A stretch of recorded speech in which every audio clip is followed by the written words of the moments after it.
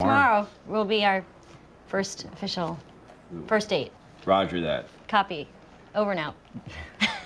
Dave and I are going on our first date tomorrow. I'm not nervous. Why should I be nervous? We're just two people going on a first date. There's nothing to be nervous about.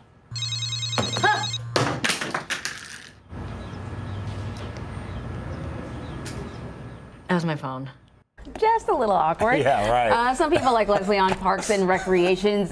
For first dates, it can be definitely nerve-wracking. That's right. But a new study from dating site Match reveals the search for love might be changing. It looked at relationship trends, shifting gender roles, and social taboos, and it found that a huge majority of men, 95% of them, want women to make the first move, ladies. But only 29% of women actually initiate the first kiss. Biological anthropologist Helen Fisher worked on the study, and she is here to tell us more about what she found. Welcome. Right, thank you. All right, I've got it. Yes, this is a burning question. Yeah, guys want women to sometimes make the first move, Absolutely. But a lot of women say, I'm old-fashioned. Exactly. That's right. We want to know whether you're serious. We want to know whether you actually mean this. And hey, equal pay for equal work. I mean, by the way, the whole new feminism, men really like the feminist era here. They think that dating is now more enjoyable, safer, and just more fun. So, and of course, it takes some of the burden off of them. I mean, they would off like of the dudes. Off the dudes. Right, sure. right. Yeah. I mean, over 90%. Because we have so many burdens. Yeah, that's right. Right now, well, we really don't. We really and by don't. the way, I mean, we're very passive about it, but we are really in the game too. I mean, we spend a lot of time putting the makeup on and the clothes on and smiling sweetly and asking you all kinds of questions, etc. So we're part of the game. That's true. But we're waiting for you to make those moves, and you want us to, initiate the first kiss, initiate the first sex, even ask a guy for his phone number, or call the following morning after a good date before they do. So, yeah, and women aren't stepping up to the plate. So why aren't women doing that? You talked about how men are viewing sort of modern dating, but how are women viewing it? Yeah, I think they're playing the same old game, and I think they are behind the times. I mean, I think that in many respects, men are moving the needle forward, and I mean, we have 10,000 years of being on the farm where we were supposed to be demure and a virgin at marriage and until death do us part, and et cetera, and we're still in that world. So we'll come around. Well, it's interesting. I mean, you found that a number of men are turned on by female entrepreneurs. Yes, and that's the number one turn on. It is the number one turn on. Number one, and I can relate to that because I my girlfriend is intelligent and she's got an incredible career, and I actually look up to her, and that was something that I found hugely attractive when I met her. Yes, and you're not alone.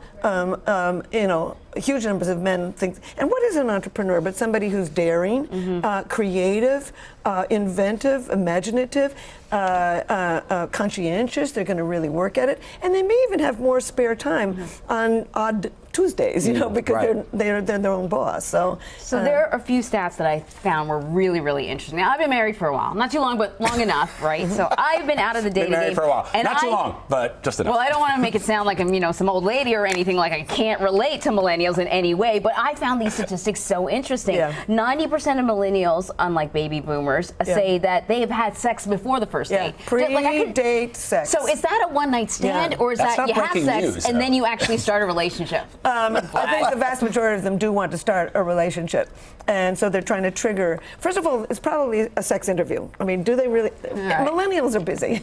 We're all very busy, and a lot of people don't want to spend their time and their money and their energy. Wait, you said sex interview? It's a sex interview. Okay. Yeah, I mean, that's what I think it is. Okay. You mean the like actual... a job interview, but it's... Yeah, but they want to find out what this person is like. And, wait, sorry.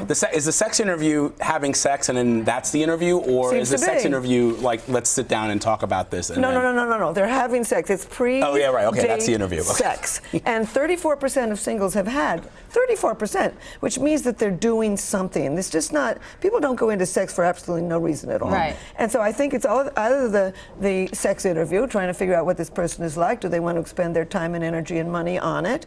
Or do they want to trigger the first date? Or do they want to trigger feelings of romantic love and attachment? Because any stimulation of the genitals drives up the dopamine system in the brain and can push you over the threshold into falling in love. Okay, so then this is what I don't understand then.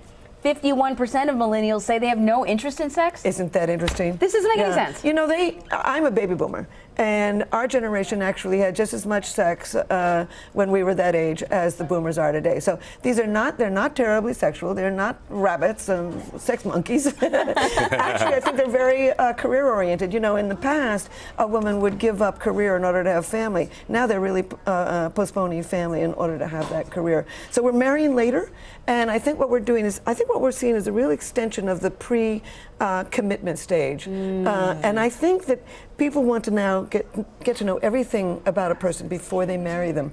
And so that made me begin to wonder, okay, well, if bad relationships can end before you tie the knot, maybe we're going to see happier marriages. So I did a study with Match of 1,100 married people, and I asked them a lot of questions, but one of the questions was, would you remarry the person you're currently married to? And 81% said yes. So I'm not condoning it, neither is Match, but the bottom line is, with this long period of time before you marry, you really are getting to know somebody, and perhaps that bodes well for the future. Say that. So you hear that, Mom? The long period of time before you get married, it bodes well, right, Doctor? Well, we've got data that says that it is. All right, you're calling my mom after this segment. Do not call his mother. She's really I'm sure worried. I can find another statistic in here to back up a different argument. There was one interesting point that was in the study, and it said that some people are turned off by people that have cracked phones. True? Isn't that fabulous? Like if you see somebody with a cracked phone, we're judging you. They have a lot of, I mean, we really studied iPhones. I mean, I'm single too, and I wanted to know, you know, you go out on a date, but there's a lot of taboos. You know, we're living in the Wild West. People can talk on the phone as loud as they can on a bus, in the subway, on a train, in the street, in a restaurant. And I've been predicting that we're going to have to start to build politeness taboos, things that, you know, and it's not only, they're turned off by the cracked phone, they're turned off if you don't have a newer phone. They're turned off if they can hear the clicking on the phone.